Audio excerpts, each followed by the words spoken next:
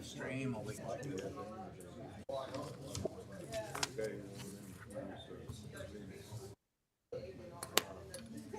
We're good to go whenever you are. Okay.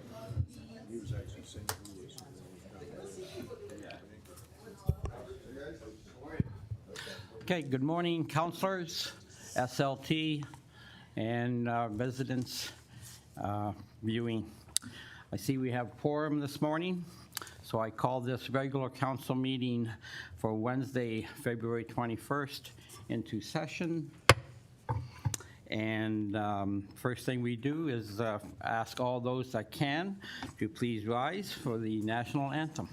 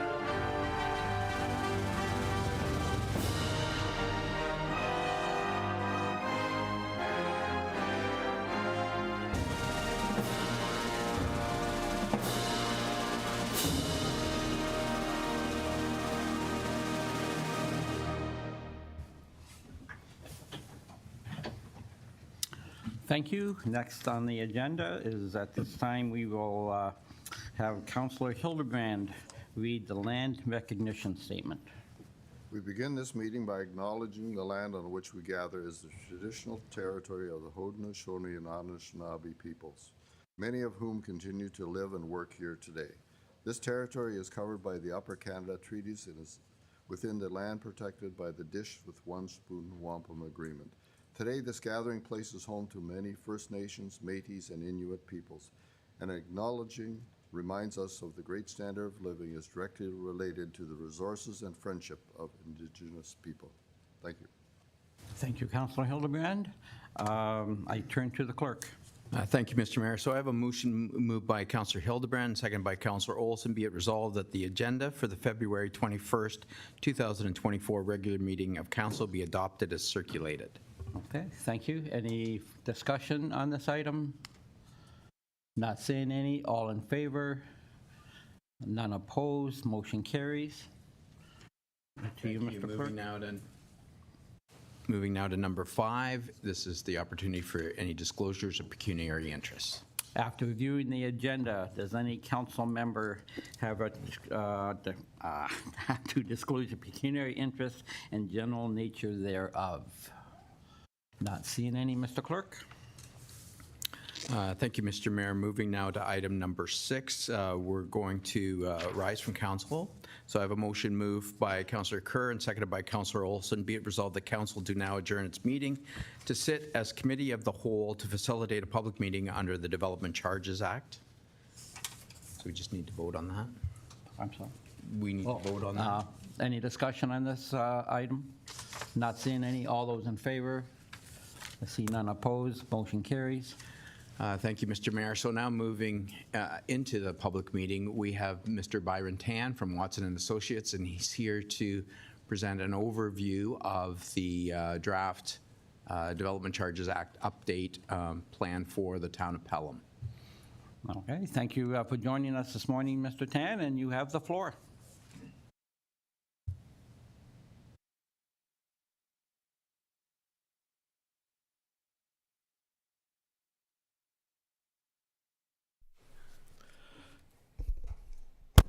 Good morning, everyone.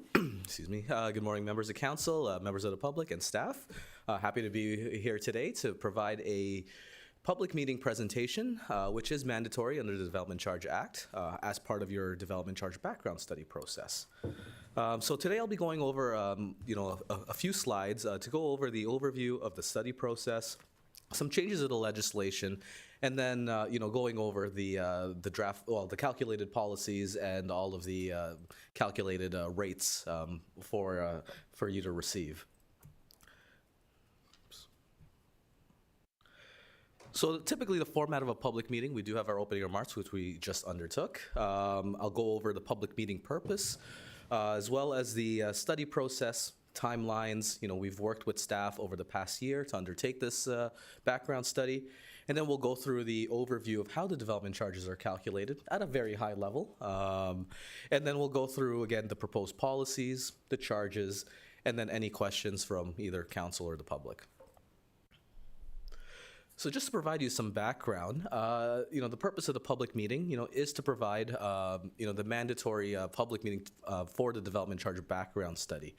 It is a mandatory meeting that we are undertaking today, and it is actually here to be able to present the findings of the background study, which was released a minimum of 60 days before you could consider the bylaw. And you'll see as we go through the timeline that we've adhered to all the statutory dates that were required for this process.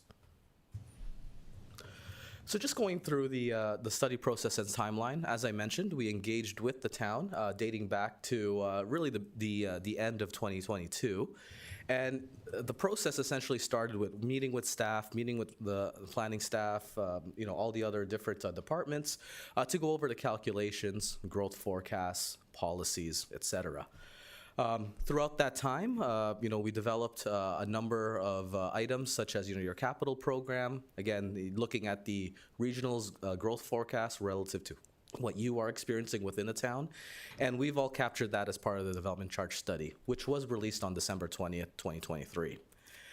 And as you can see, we are before you today for the public meeting of council. And the next opportunity that we would be here in front of council is for the consideration of the bylaw on March 6th, which more than meets that 60-day minimum requirement of of releasing the background study and council's consideration of the bylaw.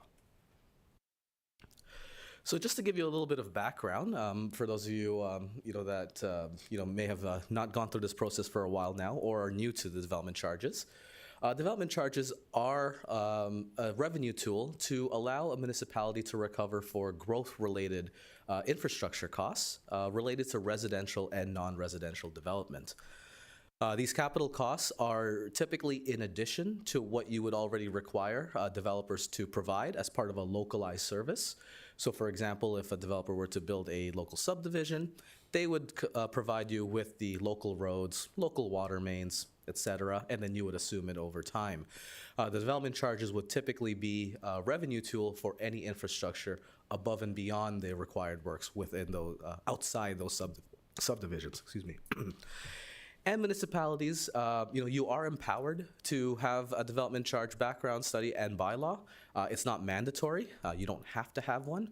However, as you'll see in the next few slides, if you didn't have development charges, but you still had to pay for growth in terms of infrastructure, you would have to use other revenue tools such as your current rates, taxes, reserves.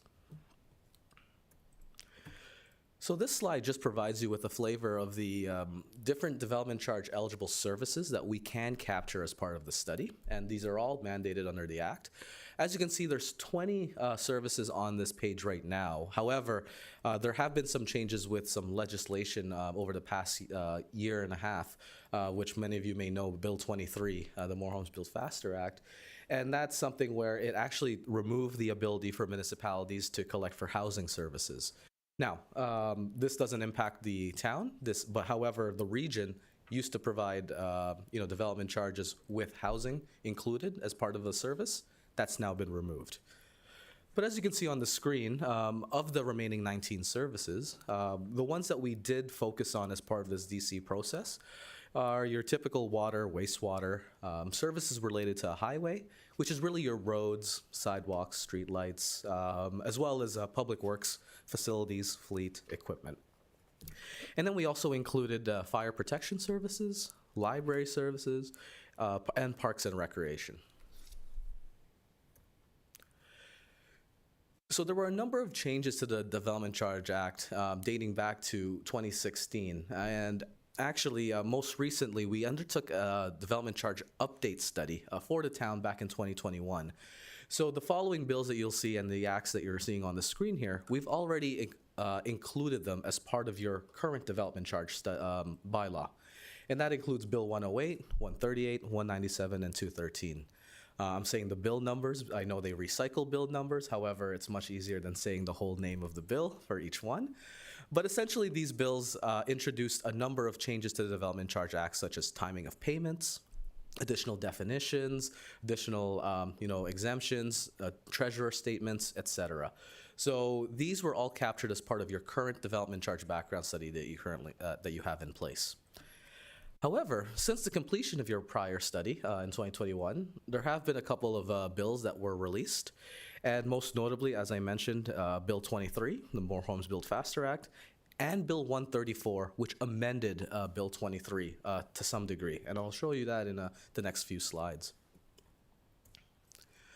With respect to Bill 23, the province actually released this bill on October 25th, 2022. And as you can see, it received royal assent on November 28, 2022. So just a month and 3 or 4 days, essentially. So a lot of changes were happening here, which all municipalities within Ontario had to react to. And the next few slides will actually outline some of the changes that really affect the town in terms of development charges. As I said, this piece of legislation affected a number of items. So not only the Development Charge Act, but also the Planning Act, as well as 7 other pieces of legislation. And at the end of the day, it does have a negative impact towards your revenue collections from the development charge study, as well as parkland, or if you were to undertake a community benefits charge, which is another revenue tool. Those have all been affected by Bill 23. So I just want to go through some of the changes to provide you a little bit of an overview of what has transpired since November 2022. And I'll start actually at the bottom of the list here. So these are exemptions that are currently in force, and we have provided them as items within your draft bylaw that you'd be considering during your next council meeting. And the ones in green, these are currently in force. So the first one is inclusionary zoning units. So if you were to undertake any inclusionary bylaws and there would be affordable housing units within these areas, these items would be exempt from development charges. Nonprofit housing, you used to be able to collect for nonprofit housing. And if you recall what I just mentioned in the prior slide, one of the bills actually allowed you to have a timing of payment provision. So non-for-profit housing, they were actually allowed to pay their development charges over a period of 20 years, so 21 installments.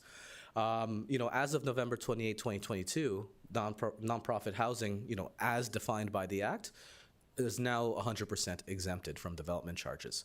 So if you did have any nonprofit housing that was, providing or paying the town with development charges, dating back to 2022, 2021, as of November 2022, those payments stop. And then obviously anything moving forward would be 100% exempt. And then the additional residential unit exemptions, these have actually already been in place, within the Development Charge Act. However, there was a couple of revisions to how it was worded as part of the Development Charge Act and the associated regulations. So what I mean by that is historically, if you were, let's say, having a single detached unit, you were allowed to add up to 2 additional apartments as long as you don't more than double the size of the home, and then that would be exempt from DCs. Well, they've removed that qualifier on that latter part of more than doubling the size of the home. So now it just says you can add 2 additional units. So that's something where there's minor changes there, but we did include those as part of your draft bylaw. And then going up to the top part in orange, these are additional exemptions that municipalities will have to provide. However, they are not currently in force until the province releases bulletins and subsequent regulations to define these. And the first ones, I'll start with the affordable units, which are broken down into the owned units and rental units. So historically, during Bill 20, just the original Bill 23, the definitions for these would be, affordable if they met the definition of being a purchase price or average rent that's less than 80% of market value. That's now been revised by Bill 134 to essentially have an income qualifier to it. So as you can see on the screen, there is now an income qualifier where, if you own the unit or rent the unit, it must cost, or the rent must cost, less than 30% of the 60th percentile of the income, for those particular units. Now, this is going to be, something that we are still waiting on with the regulations and the bulletin to further define. So until that time, these are not in effect yet. But one of the things that we will be monitoring is how will that average, income or average rent be defined? Because as let's say for the town of Pelham, you have a couple of major urban nodes, with Fenwick and Fonthill. So will it be just an average of the whole town? Would it be by area? If you have a municipality like, say, Lincoln or Oakville, I mean, they have, anywhere from 5 to 7 different urban areas. So is it all an average within the town, or, and for a matter of fact, would it be an average for the region? We don't know yet. So these are some things that we are monitoring. And once we find that out, we will keep council and staff apprised of the information. And then lastly, the last exemption on this list is attainable units. Again, these are to be defined by the bulletin. However, the preliminary definitions that we did receive are that they are not affordable units, and they must be sold to a person who is at arm's length from the seller. So again, it's very, a general definition, so it's not clearly defined. So this is something that, we are waiting for the province to provide additional information on. But until that time, these exemptions are currently not in force.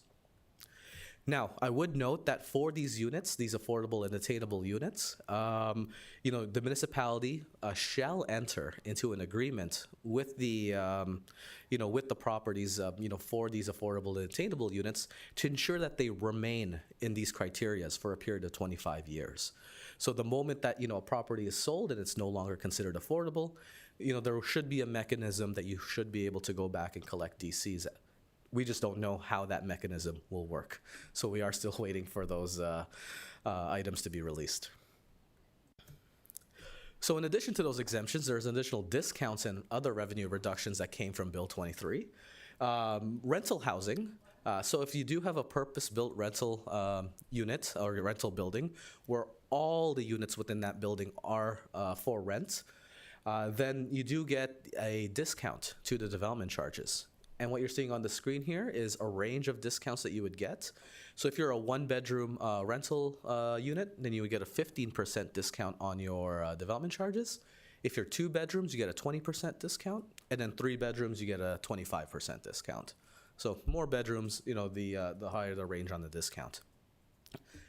And then furthermore, there's additional revenue reductions, again, by virtue of the loss of a service. They remove the ability for municipalities to collect for housing, so social housing or anything like that. There are a couple of capital costs that are no longer eligible to be collected under the development charges. And the restrictions are with respect to studies and with land. So with studies, typically these are the ones where it'd be more your official plan, master plans. Unfortunately, all those the type of studies, they're no longer eligible for development charge, recovery.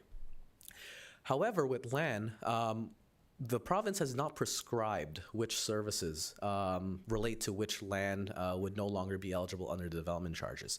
So while we are still waiting for the rules and which services that applies to, so at this time, until the province releases a bulletin or a regulation to say, X land, whether it's roads or, Parks and Rec, or sorry, Parks and Rec's already excluded, but library, et cetera.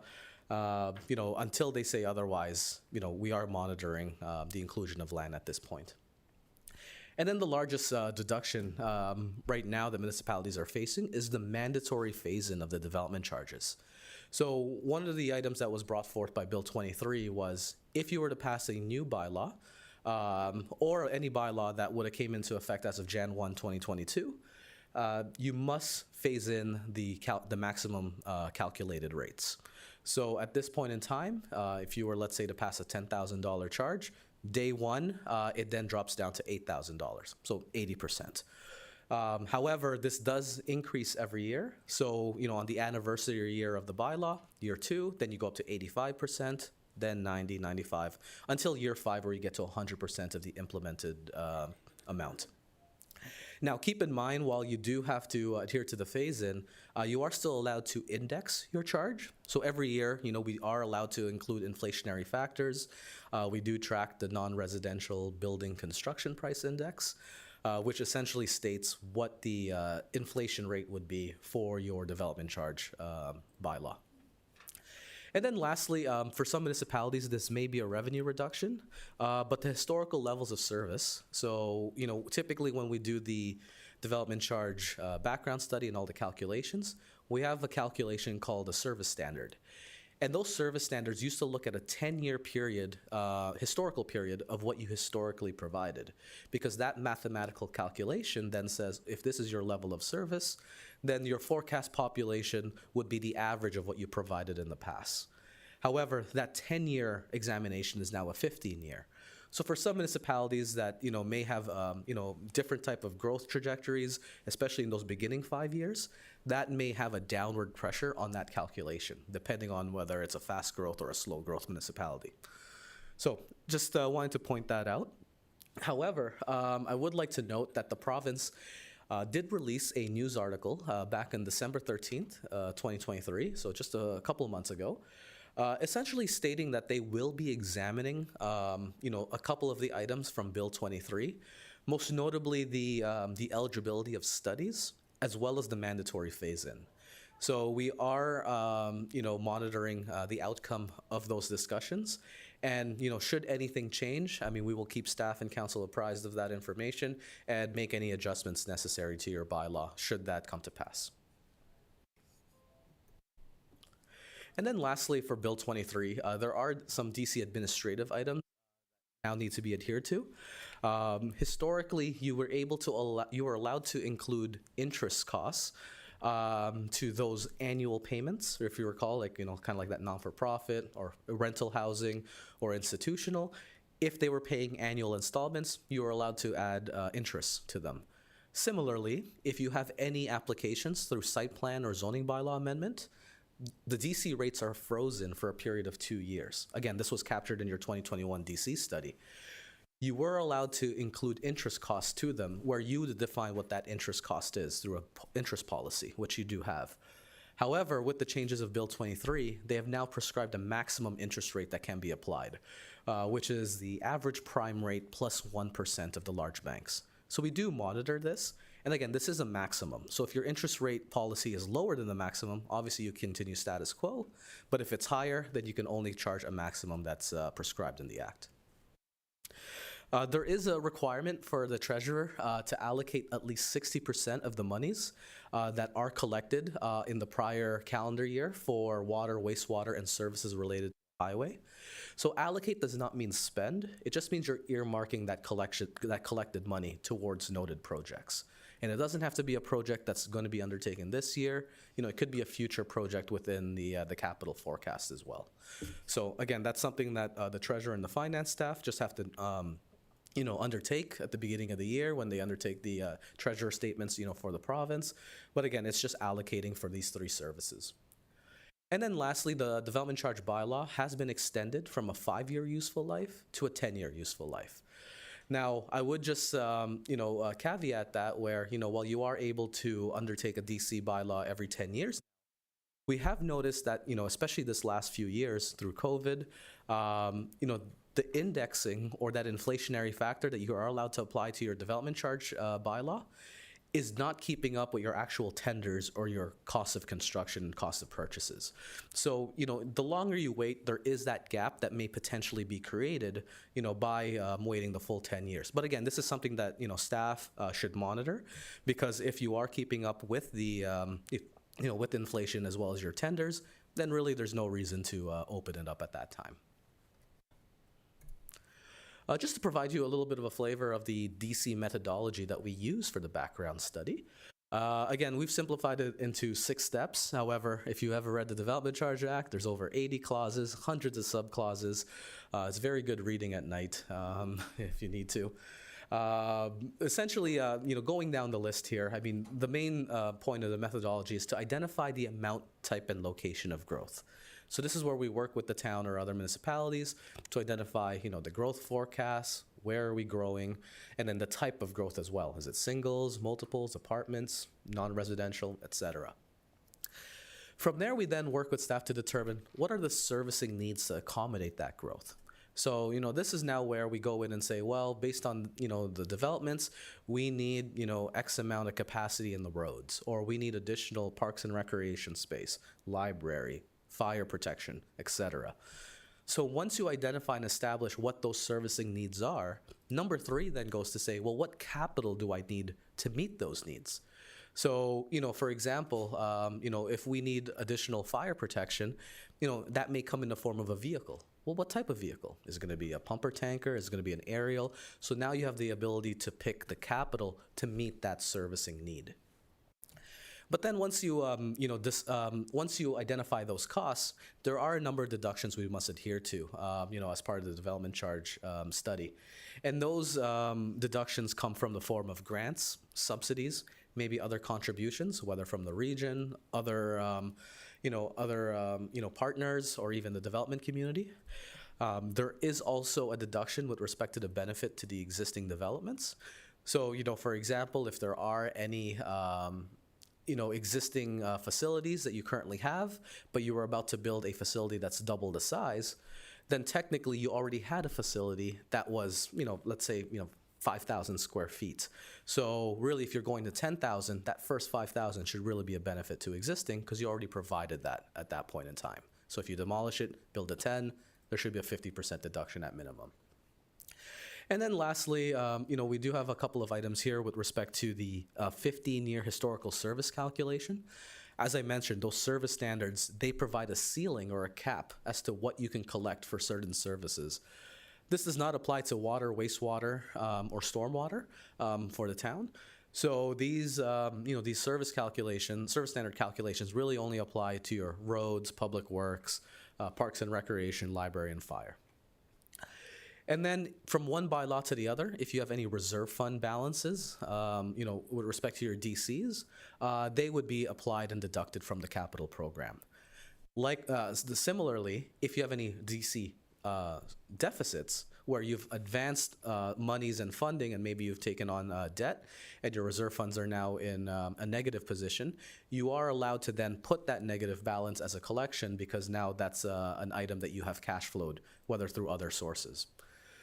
And then finally, once we have that net amount, we then allocate it between residential and non-residential developments. Once we're allocating the two, which is typically done whether it's on a population to employment basis or any other metric that we would deem appropriate, we then take those costs and divide it by the growth in those categories. So typically, with the residential, we divide it by the number of individuals that would be forecasted in the planning period. And then similarly with the non-residential, we typically divide it by the forecasted square footage. So just to give you a little bit of a summary, from that, from those steps, we identify the cost of infrastructure, and that's our numerator. And then we divide that into the residential and non-residential growth to give us your residential charge, which we typically provide on different unit types, whether it's singles and semi-detached, townhouses, apartments, and then as well on the non-residential, we typically look at it from a per square foot or per square meter basis.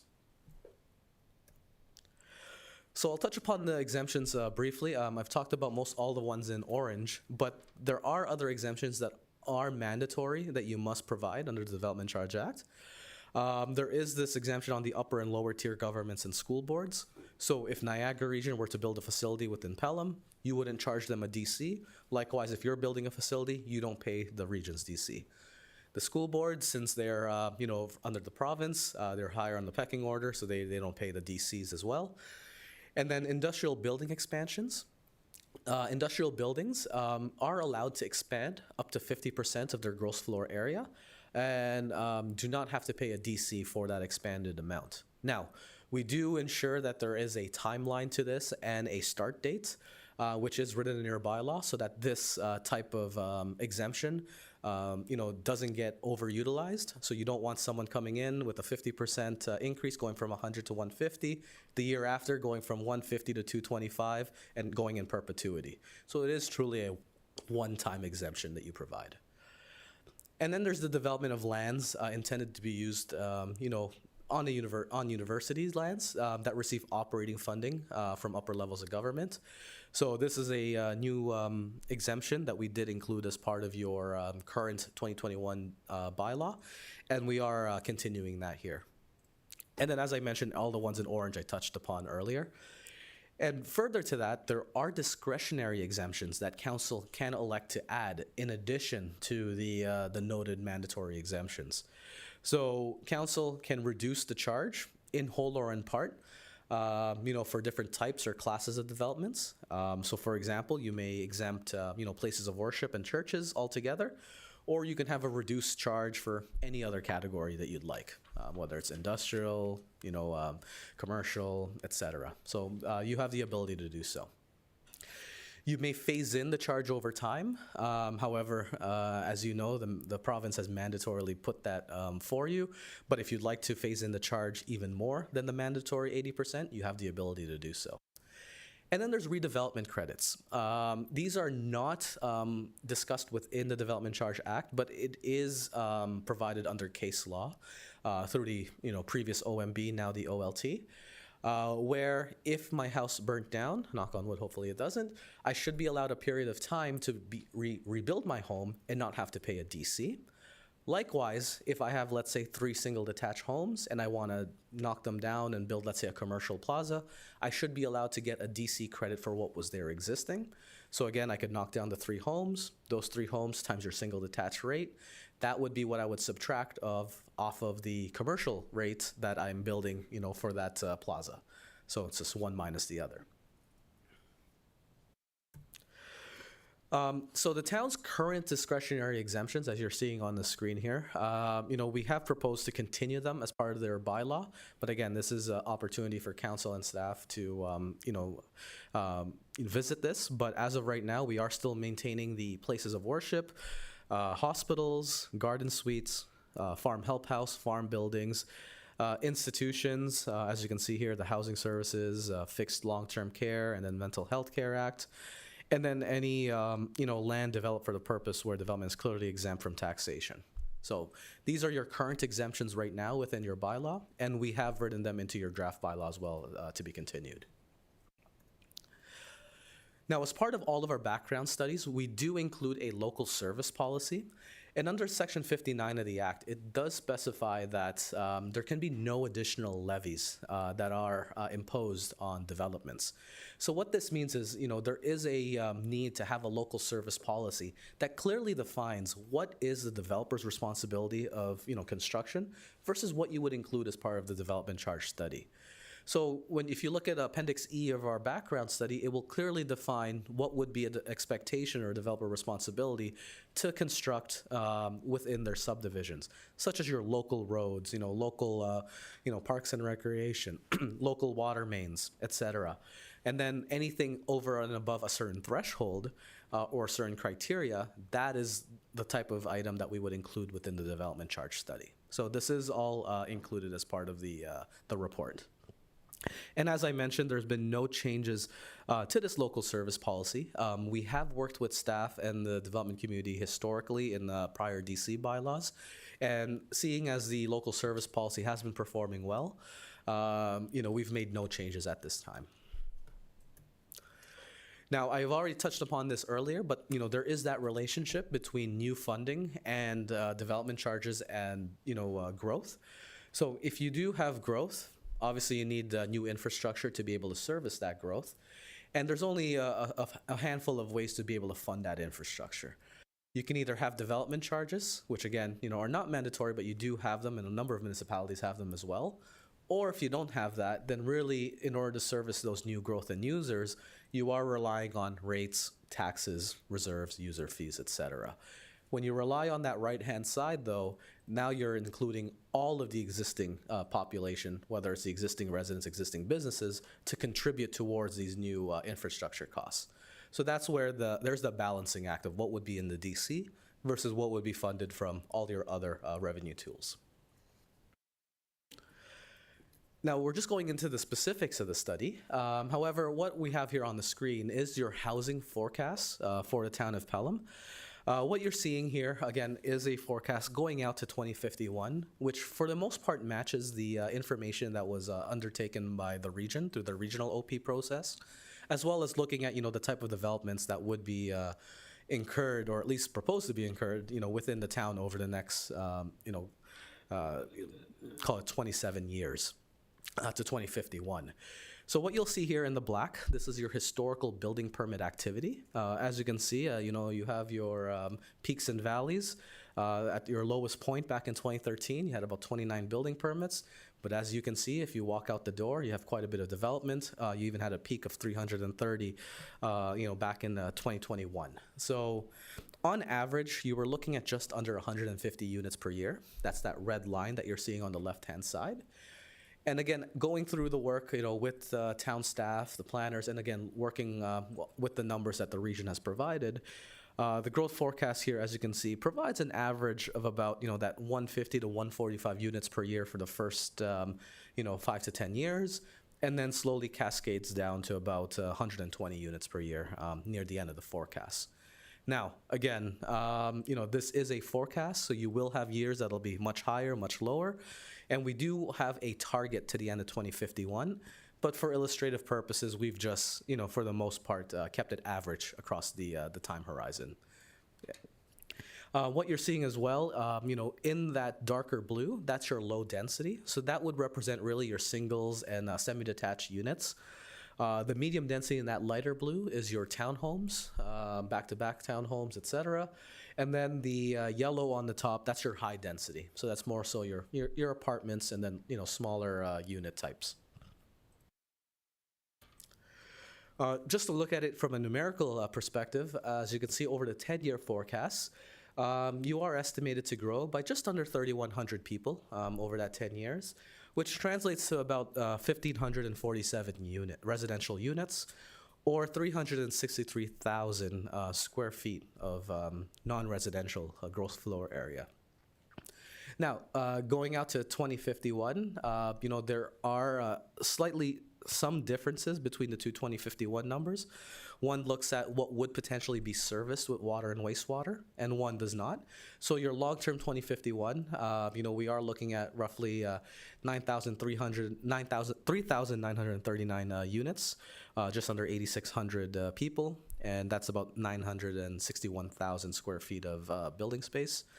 And then on the water and wastewater serviced units, that's also around the 3,900, but slightly lower, and just over 600,000 square feet of non-residential.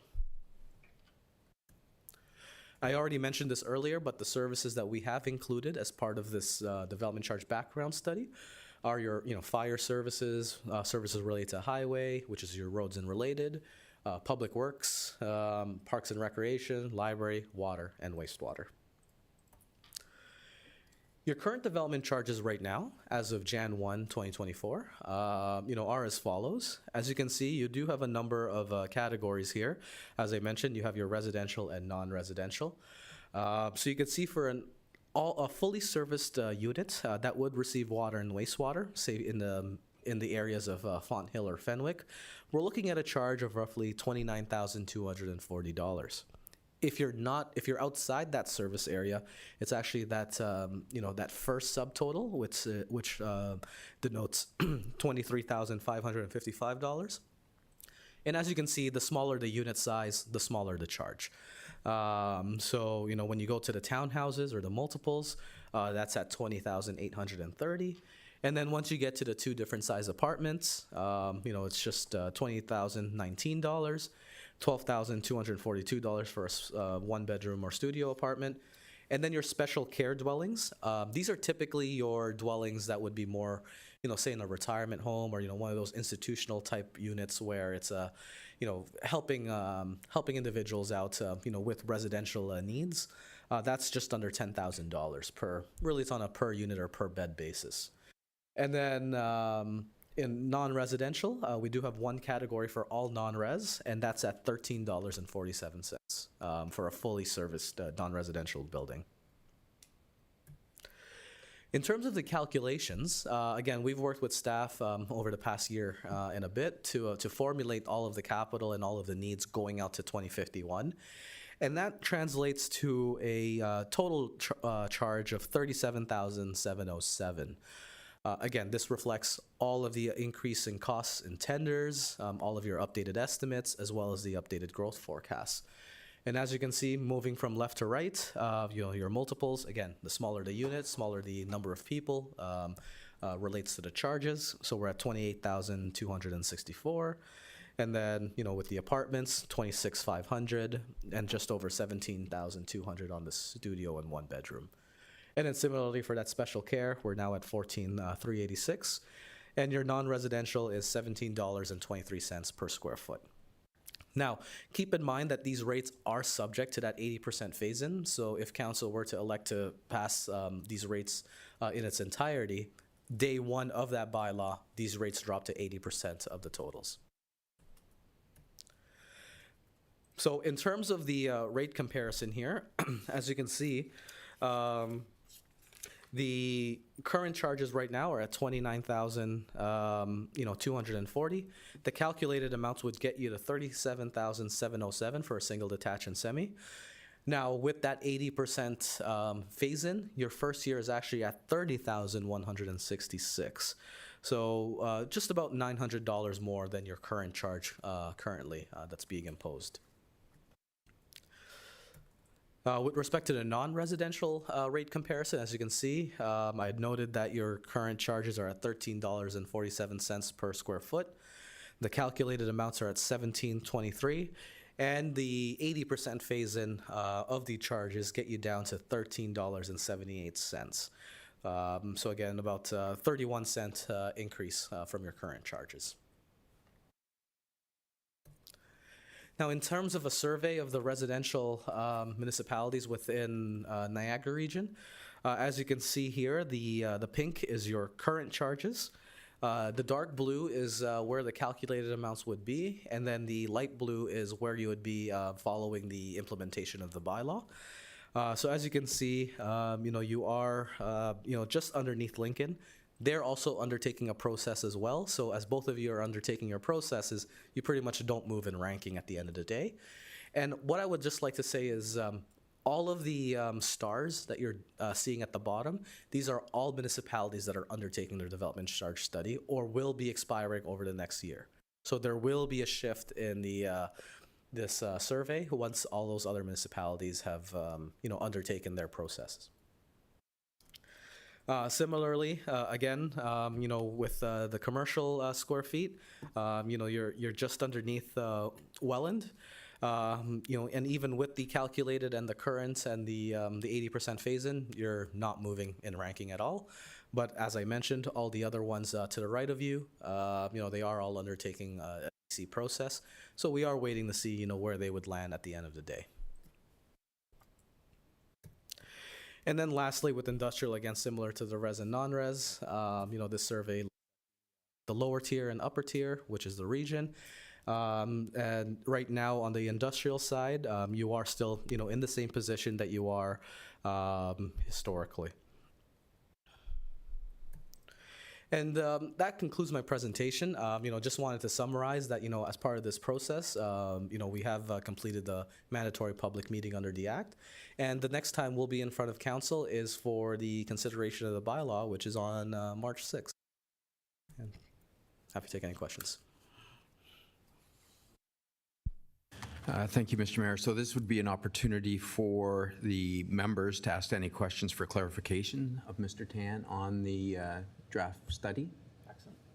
If I may begin, Mr. Tan.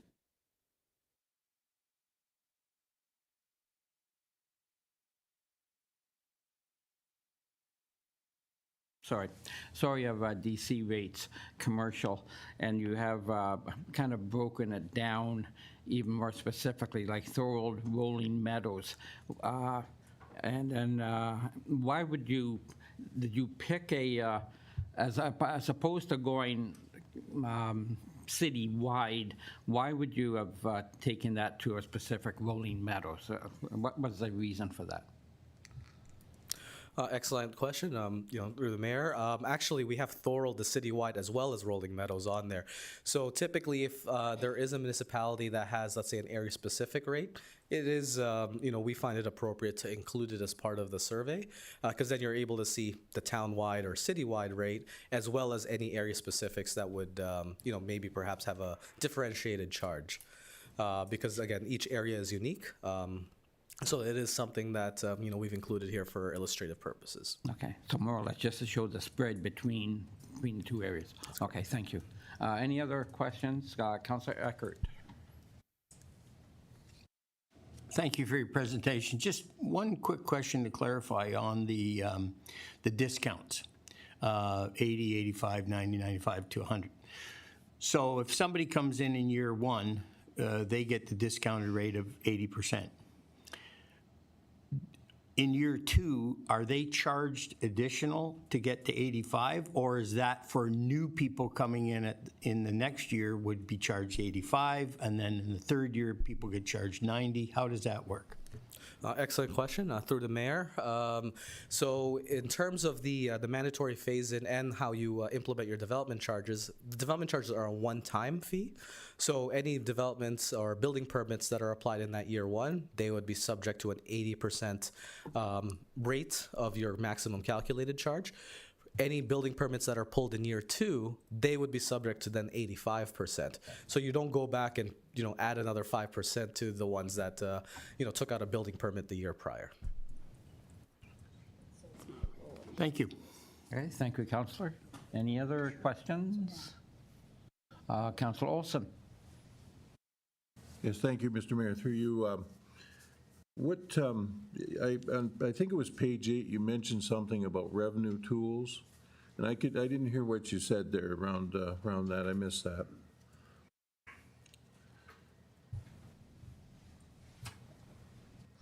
Through the mayor, I think you're just talking about, I think I just mentioned that you have the ability to have different revenue tools to be able to fund growth-related infrastructure, which the DCs being your primary source. Okay. Some municipalities that have more high-rise or high-density developments, such as apartment units that have 5 stories or 10 residential units within them, they'll have the ability to impose a community benefits charge, which is another revenue tool to be able to collect for growth-related works. And then as well, you also have your other revenue tools, such as, through the Planning Act, you have your parkland dedication, in order to purchase new parkland, and then obviously you have your rates, taxes, et cetera. So I was just trying to break down the different buckets that you could draw on in order to fund growth-related capital projects. Okay. And finally, Mr. Mayor, through you, I was wondering, we had a certain amount of administrative expense because of the growth in the town. Is administrative expense covered at all, or is that calculated in the calculation? Through the mayor, if it is tied to a project where, obviously there's the cost of labor, the cost of construction, and all of the associated costs in order to denote a capital project, then that would be included. But if it's truly operating, such as, salaries for staff or anything like that, that is not included in the calculations. Thank you. Thank you, Mr. Mayor. Okay, thank you, Councillor Olson. Councillor Kerr. Yes, I just want to, for clarification, so we go through multiple bylaws, zonings, and changes and things, but the development charges only hit once the permit application has come in and been accepted. I'm just trying to figure out what the target date is. I'm thinking we have a lot of things that are unbuilt at the moment, but do the charges come into play once the shovel hits, I guess the shovel hits the ground kind of thing?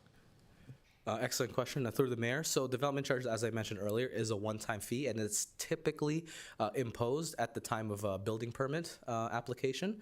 However, council does have the ability, through the Development Charge Act, to enter into any prepayment agreements or late payment agreements as well. So you do have the ability to stage the timing as long as there's an agreement in place. But typically, it is imposed at the time of building permit. Okay, thank you, Councillor. Any other questions on the presentation? Not seeing any. Turn to the clerk. Thank you, Mr. Mayor. So we do have two individuals that have identified that they'd like to speak to the report, and I think Mr. Tan will stick around to answer any questions that they might have. The first one is going to join us virtually. That's Mr. Stephen Kaiser, and we'll just give Sarah a second to bring him into the meeting. Thank you, Mr. Clerk.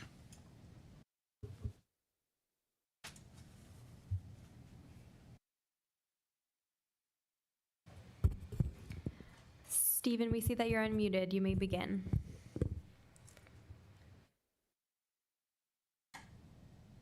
Good. Can you see me? Yes, we can see you and hear you, and thank you for joining us this morning, Mr. Kaiser. Sorry, the sun's just coming up here and the lighting's not that good, but I thank you for the opportunity to speak to you remotely. So, Mr. Mayor and members of council, and I haven't spoken at a public meeting in a long time. Just being a little facetious. But I'm speaking to you today on behalf of our company, Kaiser and Associates. We've been building in the town for 38 years. I'm speaking on behalf of Niagara Innovative Living. You understand that we're a joint venture partner with the development at 105 Welland Road. And I'm also speaking to you on behalf of the Mountain View Building Group. We're in a joint venture on a property in Fonthill also.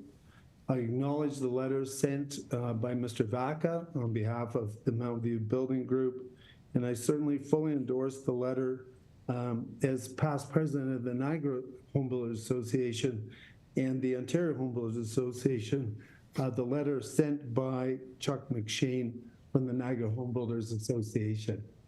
The calculation of DC is a complicated exercise, as you've seen today in the presentation from the gentleman from Watson Associates. I just want to relay a little bit of my past experience with development charges, a brief explanation of the concerns that we have as a group of the proposed bylaw, and some suggestions regarding the process. A little bit of storytelling. Back in 1997, I was president of the Urban Development Institute. At that time, the then government was going to revise the Development Charges Act.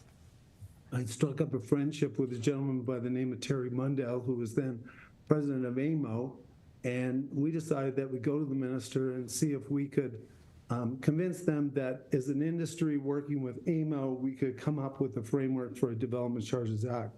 We met with Minister Leach, and he was thrilled with the idea and sent us on our way and gave us 6 months to come back with the framework, which we did. And the government then in 1997 adopted the new Development Charges Act, which essentially is the framework of what you're discussing today. That new DC came into effect. Municipalities across the GTA came forward with their new DCs. Most of those studies were done by Watson Associates. And then we as a group negotiated and worked with the various municipalities in terms of their studies and things that we saw that maybe could be taken out of the charge, et cetera, et cetera. And we managed collectively as an organization working together to negotiate $50 million off the table in terms of what was in those bylaws across the GTA. As I said, many of those bylaws were done by Watson Associates, and they certainly are experts in their field. They do it for many, many municipalities. Our company was in partnership with CM Watson and Associates, or now Watson Associates, in the early 2000s in a company called Innovative Partnerships, where we were working with municipalities to find efficiencies in their operations and bring some money back to the municipality. So the key to understanding or critiquing the DCA bylaw is what is the allocation of costs and what are those costs, what's behind those costs exactly. This process is not new, and as I said in a previous public meeting, I've dealt with 9 different councils. Certainly, we dealt with a host of different DC bylaws as they've come forward. Probably one of the largest being the one at the region, and a number of times I've worked with the region as part of a group, but we've worked before the DC bylaw was presented on the front end as opposed to now a public meeting, and here it is. But nevertheless, we are where we are, so I'm making this presentation to you today. But I will tell you that the process before, there's been a lot more front-ending before we actually get to a public meeting and working with the industry back and forth. So reviewing the town's proposed bylaw, I look first at what were the big cost items, so to speak, and those are Parks and Recreation, as the consultant noted, at $11,412, and those charges related to roads at $14,107. So those are all components that make up what is the charge.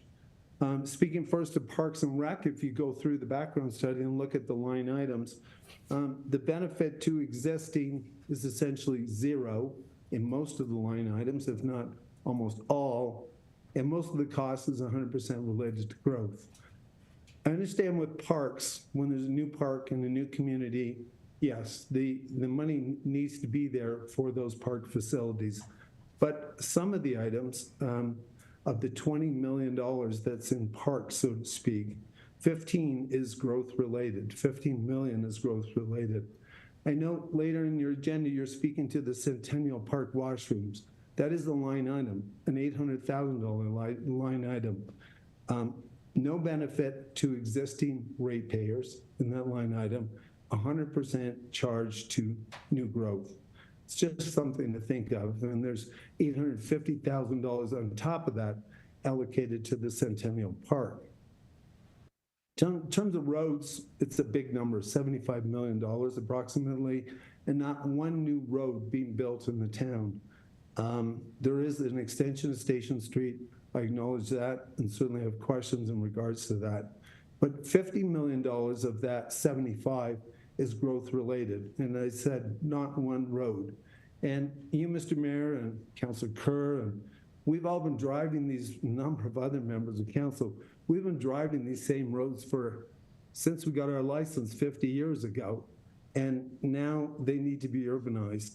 I think if we drive through town, we'll see a number of roads that should have been urbanized years ago that haven't been urbanized. Station Street is a key one. 100 years ago, there were trains going down Station Street to the station at the old Fawn Hill Lumber. That Station Street still has ditches on both sides that go nowhere in some cases. We own a piece of property that's related to that.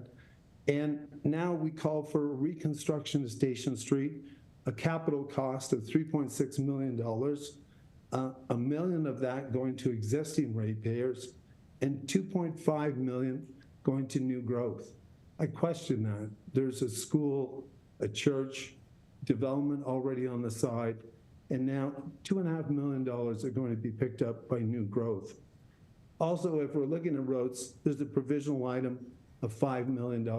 I don't think the town has a $5 million provisional item in their budget, but I stand to be corrected. Often we don't have a clear picture of what the impact of development charges is on affordability, the cost of housing. Well, I'll just paint you a picture for Font Hill. New front foot prices now in Font Hill are coming close to $10,000 a front foot. So if we have a 50-foot lot, that's $500,000.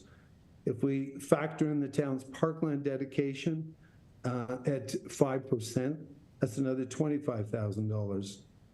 If we factor in the region's development charge, that's another $25,000. If we factor in the town's proposed development charge, that's another $37,000. So in fact, if someone was to buy a lot and walk in to get a building permit, they'd need $500 to buy the lot and another $88,000 to pay those charges before they even paid for the building permit. So we question affordability, but sometimes we look at these charges in isolation and we don't really understand the full impact of what exactly development charges do to housing affordability. I'd just like to compare the city of Welland next door. Although the legislation and the consultant will say those are all silos, so they're different service levels, and you only look at them in graphs, there's certainly not how you determine your service level in your municipality. But there are some vast differences. So in the current Welland DC right now for a single family home, the road component is $3,954. In Pelham, the proposed road component is $14,107. The Parks and Recreation component in Welland is $1,000. In Pelham, it is $11,412. The current proposed DC, or current Welland DC for a single family home in that 50-foot lot we spoke of is $7,722.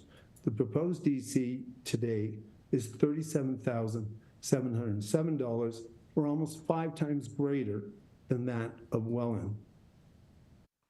I'll give you a recent story, and I'm going to try and sum it quick, but our company developed recently 6 lots on Lookout Street. You can drive by them. Probably the houses are all built now. Homes by Hendricks built the homes. And probably there's, through the 6 lots, another $10 million in assessment.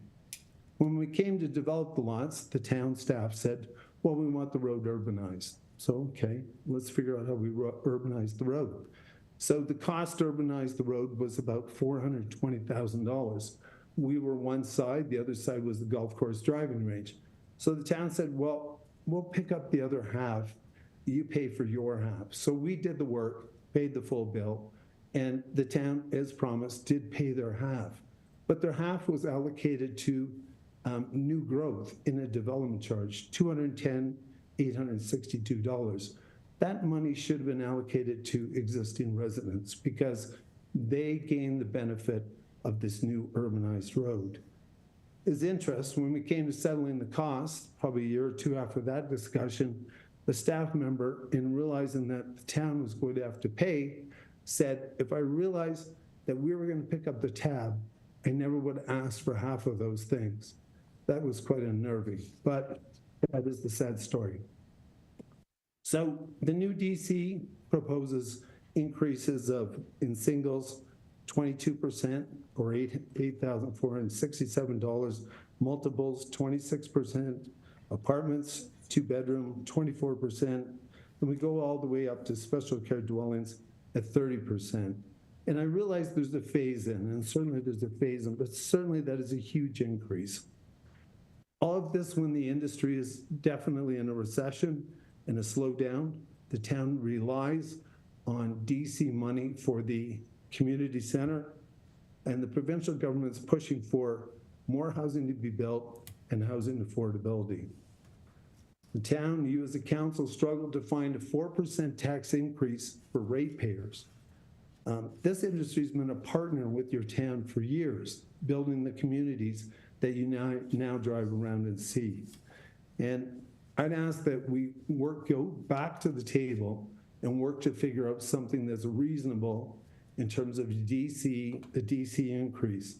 I'm somewhat shocked that council has now, for consideration of the bylaw, the date of March 6th. There's been zero consultation with the industry, zero front-end consultation, as far as I understand, and a time frame of a matter of weeks to figure out what the end bylaw will look like. So I have to say, I think the town's procedure is flawed, not just in this. You're later in this meeting discussing the housekeeping bylaw for the zoning for the town. I've spoken twice at public meetings. I shouldn't have had to speak at a public meeting. We should have figured this all out. And what is being considered later on your agenda is still flawed. So I would ask Mr. Mayor and members of council, this process has worked time and time again, but involves the industry sitting down with town staff and working through this and coming up with something that we can collectively support. We know there's going to be an increase, but some of these things that are added in here need to be discussed, perhaps taken out of the bylaw or allocated differently to existing taxpayers. And that's my presentation. Thank you for your time. Thank you, Mr. Kaiser, for again joining us this morning and for your thoughts.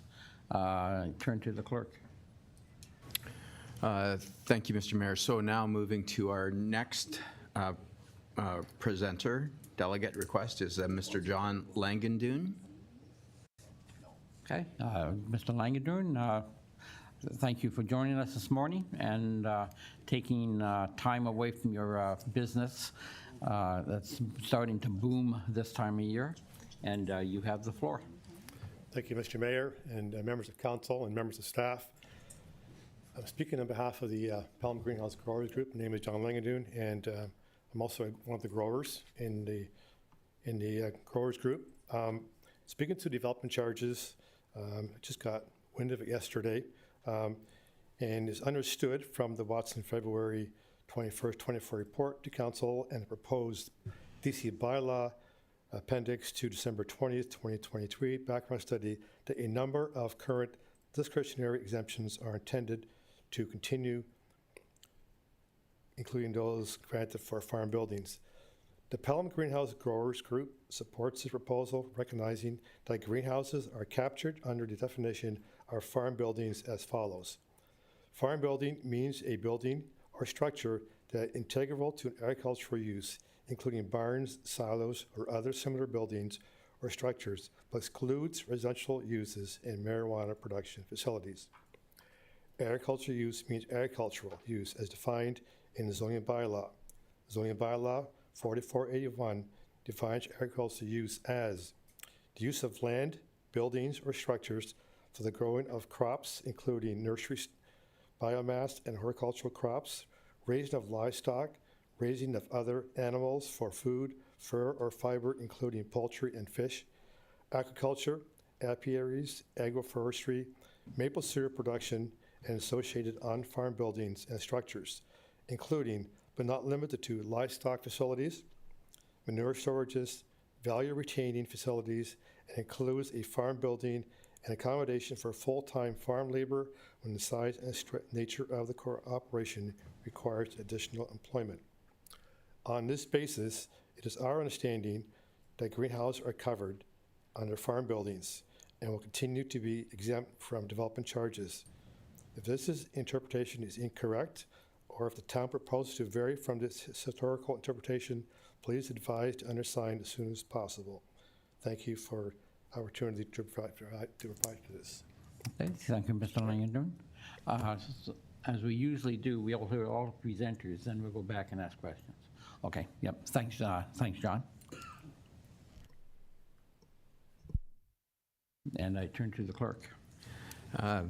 Thank you, Mr. Mayor. I just wanted to point out that we do have two pieces of written correspondence that have been circulated to council and will become part of the public record. The first is from Sullivan Mahoney on behalf of the Mountain Building Group, and the second is from Chuck Shane on behalf of the Niagara Home Builders Association. So this would be the opportunity if the committee has any other questions, either to the presenters this morning, staff, or Mr. Tan from Watson and Associates. Okay, so thank you, Mr. Clerk. Any council members? And I see Councilor Nisnik.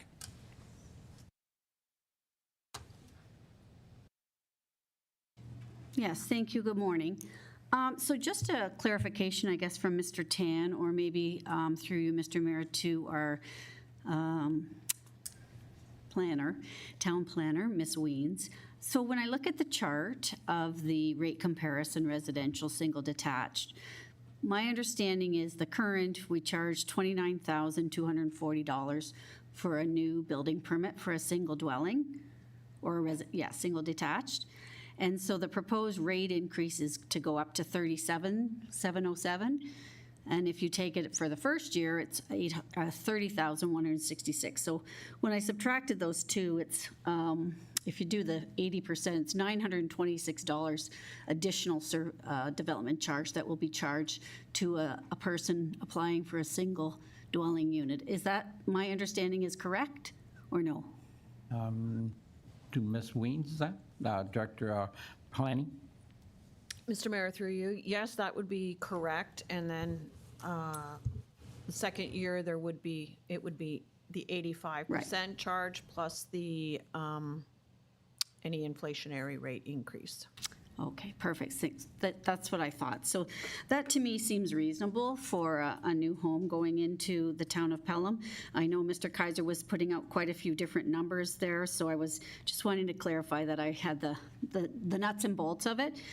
Certainly, I think as we put in new residences and new communities and new subdivisions, that sort of thing, we do have to remember that in order to get to those, we need decent town roads and drainage and parks and that sort of thing for the children to be able to enjoy. So although we'll just use the skate park down in the pit, certainly that's not connected to a new subdivision, but the children from that subdivision are going to get to enjoy it, and so we need to keep those in good form.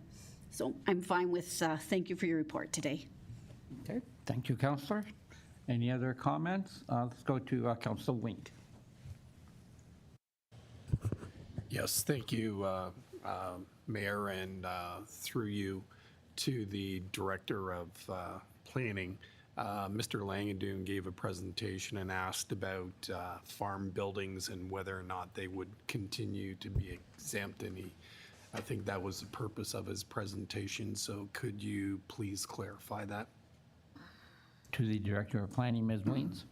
Yes, Mr. Mayor, through you, that is currently an existing exemption that is carried forward. As Mr. Tam indicated, all of the existing exemptions in our current development charge bylaw are carried forward in the proposed new one. Perfect, thank you. Okay, thank you, Deputy Mayor Wink. Any other, Councillor Kerr? Yes, I appreciate the presentation, and I also appreciate Councillor Niznik and others identifying the fact of using a 5-year forward dollar value against this year's dollar values are really not appropriate. What we're looking at is based on the current legislation of the increase per year to go along. I think the incentive behind that is that people who have this would likely want to build sooner rather than later, which has been a definite difficulty in the town of Pelham in the number of actual building permits that people are coming in to get. They're getting zoning changes and sitting on them for prolonged periods of time. This may be the incentive to move them along. On the secondary side, there are a number of roads that are going to be heavily impacted by new developments that were never designed for the volume of traffic that they're going to carry into the future. So putting that burden on the existing person who lives on that road to say, well, I have to pay for all of the new roads going in front of my house so that people can get in a brand new subdivision is a little bit working backwards relative to the current ratepayer. We're all under severe duress relative to building and growth, and we recognize the town of Pelham is a place that has a significant number of developments that have just sat for a large number of years, which is very disappointing. I think this development charges approach is a positive one to encourage them to say, move ahead, don't move backwards, and don't sit on things for 20 years waiting for maybe some changes that are going to help. Our town is not a large population. The projected increase is not dramatic, but it's coming. But what we have noticed is that there's been a tremendous amount of vehicular traffic that is going higher and higher every year. And along with that is the degradation of existing infrastructures that occur with it. And some infrastructures that, because of the increased volume, need to meet newer standards for road travel that would not have happened had it not been this. So I appreciate the presentation from Mr. Tan. It's put it in perspective. I think that trying to equate the town of Pelham to the city of Welland is a little bit of apples and oranges. A city versus a town. Similarly, it'd be like trying to compare ourselves with the city of Niagara Falls, which is a totally different creature. So looking at things, I agree that it's a challenge, but asking existing ratepayers to suddenly bear a significant portion of development is not in my interest. Development comes because people want to build, and they want to build, and they will buy. So that's just my position. I just wanted to, as I say, I appreciate Councillor Niznik's framing the increases as to what they really are versus what the 5-year projection is. Okay, thank you, Councillor. If I may direct a question to the to our Director of Planning, Ms. Rains. So Mr. Kaiser raised a point, and I have yet to ever know Mr. Kaiser to raise a non-valid point. So, he made the point that we're having this meeting, and then we're called back March the 6th with a bylaw. And Mr. Kaiser alluded to the fact that he doesn't think the right associations have had time to come forward and discuss this. So I guess my question to you is, do you agree with that assessment? And number two, is March 6th a set in stone date, or can we move that back, whether it be two council meetings a month or what have you, to allow discussion? I'd like to have your input on that, please, Ms. Weens. Thank you, Mr. Mayor. I'm going to bounce that question to the treasurer, Teresa Quinlan Murphy. She's the one who's been managing this project and can certainly speak to the timeframes. Excellent. Thank you. To the Director of Treasury, please. Through you, Mr. Mayor, right now, the March 6th date, that is in compliance with the legislative requirements. We've always, in the past, have had the bylaw 2 weeks after we've had the public meeting presentation. So we're just following what we have done in the past, and it is following the guidelines. I don't know if, Byron, if you want to add anything else? To Mr. Tan? No? Okay. Yeah, no, through the mayor, as you know, Ms. Murphy said, you know, right now the bylaw is stated based on your timing. I do have to chat with staff just to see on you know, any other dates potentially you know, that may impact your bylaw. But as of right now, I believe the date was set just from our discussions dating back to December 20th, which again gives you almost 3 months. You know, from when we released the background study. Yes, and that's when, that's the date that I was thinking of, that really this has been out in the public sector for 3 months. So it's, yes, we're discussing it now, but it has been, we did begin the discussion 3 months ago. So thank you for that, Mr. Tan. Mr. CAO, joining us on Zoom, any words of wisdom from Ingersoll? Well, to the extent I ever managed to hit wisdom. Look, I think that there's a better way to conceptualize this, which is to say, there's no doubt that the town's met its statutory deadlines. There's been the legal opportunity to have input. But Mr. Kaiser's point, I think, rephrased, is that historically, the development industry would have been consulted more widely, or there'd been more sit-downs, that sort of thing. And I think that's a fair assessment and a fair statement on his part. There's been far less of that this time. What I'd suggest to council is, if you recall from Mr. Tan's presentation, is a really good job in 2 slides of showing the dramatic changes to the world of development charges over the past not quite 4 years. 4 major bills, and then I would say 2 minor ones, but however you want to count, there have been at least 4 dramatic legislative changes, which has forced this council and the previous council to look at its development charges bylaws on multiple occasions, because we've essentially had provisions changed for us by the province, and it's done that with very little consultation. So part of what we're doing here, we were obligated to make changes as a result of the cumulative net effect of those 4 bills, or 6, depending how you want to count. Really, I think the critical slide for council, and this was 3 or 4 or 5 or 6 into the presentation, that showed where Pelham will be relative to the other municipalities in Niagara. And if you pass these, in the immediate future, Pelham will have the highest development charges in Niagara, because those are just pending over in Lincoln. We don't know what Lincoln's final decisions will be. And that is or is not problematic. It is true that wetlands are a fraction of Pelham's. That is or is not problematic. Fundamentally, the question is, where do you want to position Pelham, and who should pay for growth? Those are the questions to be asked, and those are points that were touched on by a couple members of council, in talking about who pays for the road and the street, and how much of that goes to existing users versus future residents who eventually become existing users and existing residents.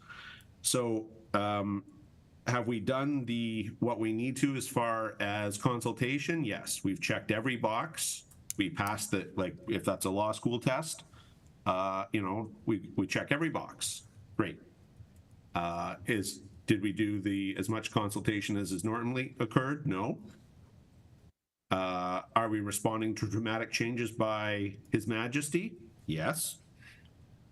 And here we are. So I really commend to you, and maybe at some point if I stop talking, you can have on your screen again, Mr. Tan's, that chart showing where Pelham is and will be if we approve these. And it is true, we are sort of ahead of the curve, as I think we've been for the last 3 or 4 years on it in any number of files. We're getting a jump on our development charges yet again because basically we have to change them yet again. The question is, where should we position the community?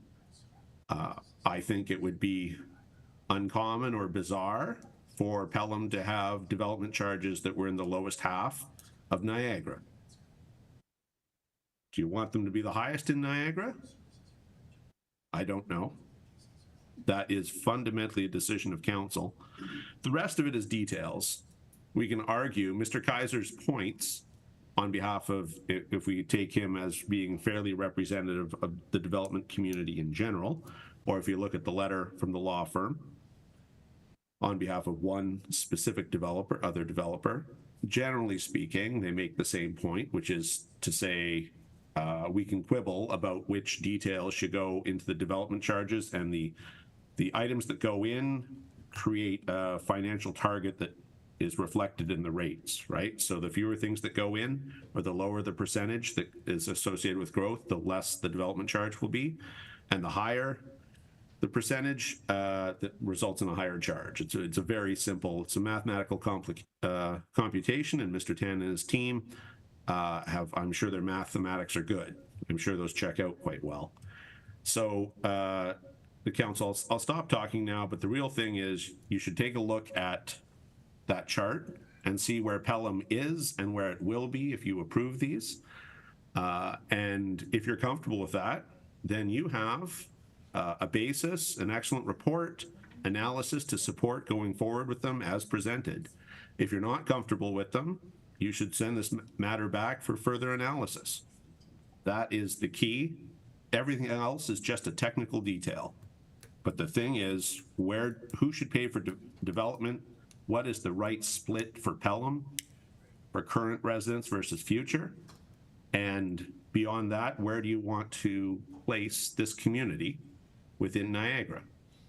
Is it good that it's more expensive to build here? No staff member can answer that question. That has to come from council. There are good reasons to look at it. There are very compelling cases, arguments on both sides of this. But you have an intellectually honest and rigorous product before you that has arrived at you in a lawful fashion. I would really look at that graph and say, does that seem right? If it feels right, you have a way forward. And if you have some concerns, then you should pause where you're going. I support the comments of Teresa Quinlan Murphy. Certainly, we've got here in an appropriate fashion, but do you like what's being recommended? And that is for the 7 of you alone. Thank you. Excellent. Thank you for those thoughts, Mr. CAO. After hearing our CAO, is there any other comments? And I will go to Councillor Hildebrand. Through you, Mr. Mayor. Yes, I've heard what my fellow councillors have said, and I agree with Councillor Niznik and Councillor Kerr that new development should pay for new development, which includes an excellent report and indication of where our community sits according to Mr. Tam.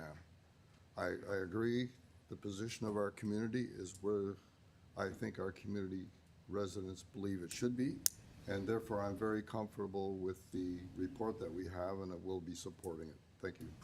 Okay, thank you. Any other comments? Councilor Nesnick. Yes, so through you, Mr. Mayor, just a question for Mr. Tan. So I'm not sure if there's a discrepancy or I just don't read the chart properly. So the survey of DC rates residential were on the chart that our CEO referred us back to. So the calculated measure there is over $60,000. What's the black line there part of that? Oh, that's lower tier charges? Upper tier charges. So would a development charge be 62,000 or 64,000 in there? Yeah, so the calculated charge through the mayor, excuse me, is about 63,000 when factoring in the town of Pelham as well as the region of Niagara, and as well as the education development charges as well. So the school boards also implement a DC. You can barely see it on there, but it is a slight green at the very top sliver of every single bar graph. So the gray part is our charge, the lower tier charge, and then the gold part is the same for everybody. That's the regional charge? Correct. Okay, that's why the discrepancy. Thank you for clarifying. Apologize. Okay. Thank you, Councillor. Councillor Kerr. Thank you. Through you, Mr. Mayor. I think it's critical for us to take a look at the fact that the number of other municipalities that are reviewing development charges. So taking this graph as static but only changing Pelham may not be reflective of what's going to happen among a large number of these other municipalities in terms of the total dollar values that are going to change. Being aware and familiar with other people who are representatives in other communities where they're having these similar discussions that we are, they are all aware of the impact of the provincial legislation and have recognized that they have to do something to try and put themselves in a positive position. I think Mr. Tan highlighted that we don't want to get into a negative situation of reserves relative to development charges, because that just turns around. We have big things coming ahead that there are a lot of things above and beyond just new development that are coming to the forefront. But new development requires improved services, et cetera, for all those people. And the mechanism of getting it to them is an expense that comes and has to travel over lands that have been previously grown, but you'll get changes. So as with Councillor Hildebrand, I'm supportive of where we're going with this. I think this report hits it. I think the fact that it was identified at the 80% level, what the true increase in year one would be, we're looking at the costs increasing. And as many people have said, development charges have not kept pace with the actual hard costs of providing the services that have gone into place. And always, it comes back to the brunt of all the taxpayers to make up the difference when we see that. So in a way, all the taxpayers are going to wind up contributing at some point to this. We're just doing our best to try and crystal ball. And so I'm in support of the report as is. Thank you. Okay, thank you, Councillor. Councillor Eckert.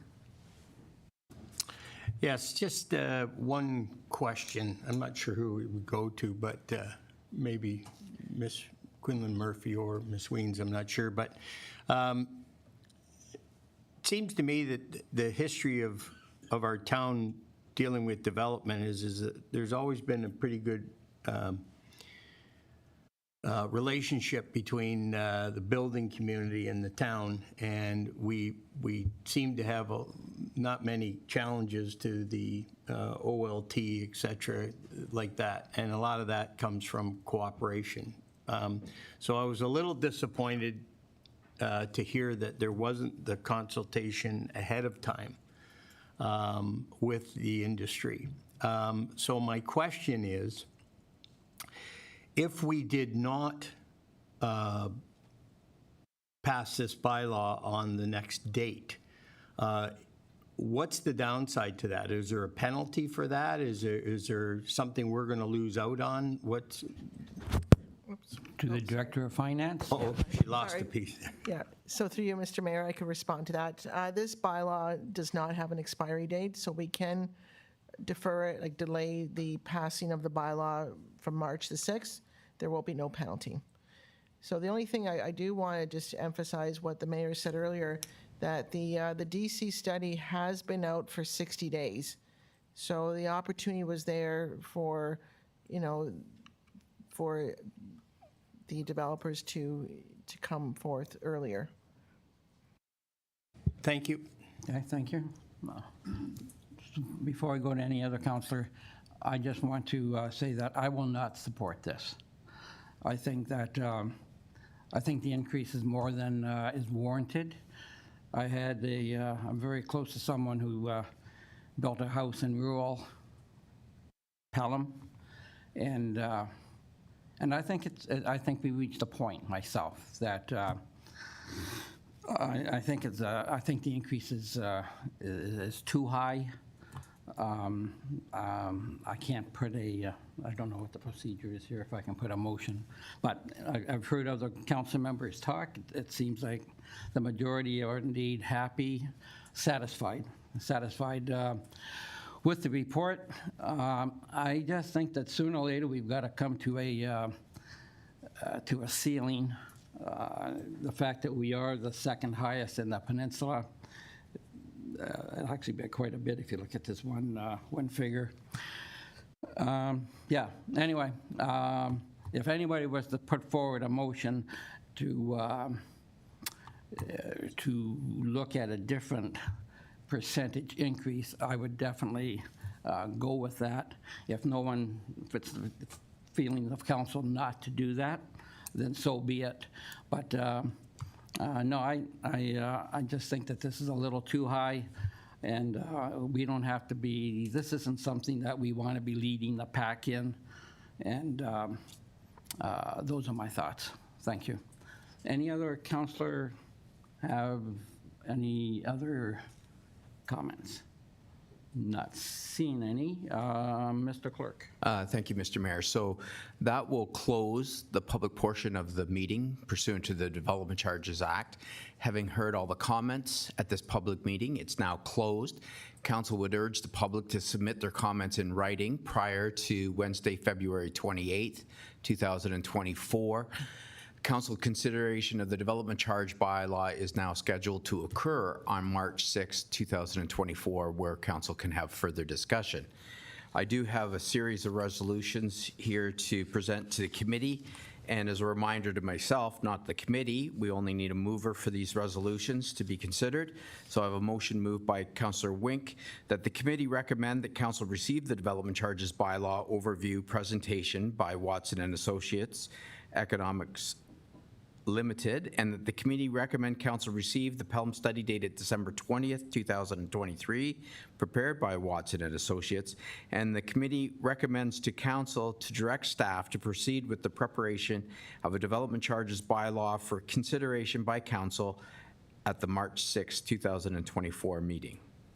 For discussion and vote. Yep. Further discussion on this? Not seeing any. Councillor Eckert. Sorry, I was a little late to get my hand up there, but although I'm not necessarily against the, I appreciate the report, and I think it's a great report, and I'm not necessarily against the increases and where, the responsibility of who should pay for new infrastructure. I don't have a problem with that, but I'm just wondering if we need to pass this bylaw at the next meeting, and if it can't be delayed to allow some further discussion. That's my point. So. Okay. Thank you. To the clerk, would Councillor Eckert put a motion forward to? Oh, we have a motion on. Oh, wait. I'm sorry. Let me go to the. We'll go to the CAO, please. So you're just closing out a meeting where you're not sitting as council, you're sitting as committee, so that you could hear things and not make any sort of binding decisions. Right now, on March 6th, there'll be something as we go forward. There'll be an item on an agenda that will allow you to sit as council. It will be on a council agenda. And that's a great time between now and then.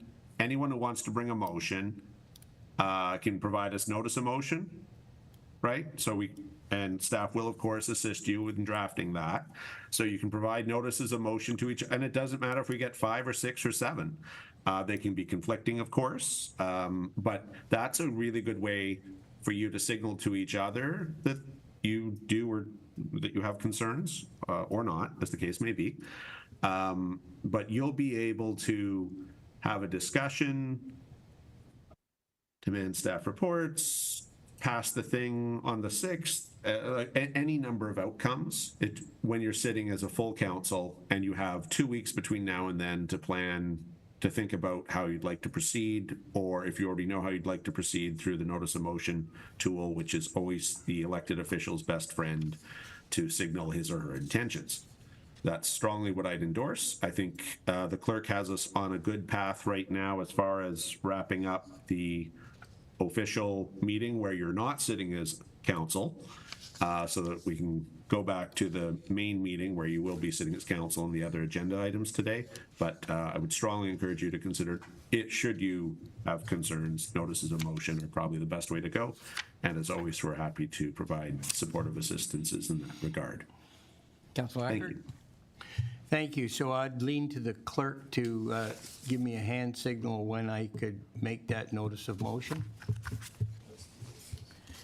Yeah, we do have a public meeting and a process, so the notice of motion would come between this meeting and the next. Thank you. Okay, thank you. So we do have that motion just to receive the overview and accept it and direct staff to bring a bylaw for consideration on the table for discussion. Okay, thank you. Any further discussion? Okay, all those in favor? All those against? Motion carries. Thank you. So I have a motion moved by Councillor Hildebrand that the committee receive the verbal presentations made by the public today listed on the agenda, and the committee receive the written correspondence as noted in the meeting. Thank you. Any further discussion? Not seeing any. All those in favor? Motion carries. Thank you. Now, the last resolution, I have a motion moved by Councillor Eckhart that the committee rise from the committee of the whole. Public meeting under the Development Charges Act is now adjourned and reconvene as council. Okay, all those in favor? None opposed? Motion carries. Thank you, Mr. Mayor. I don't know if you want to break at this point or whether you want to travel through the agenda a little further before we have a break. You know what, let's take 5 minutes. Thank you. Thank you.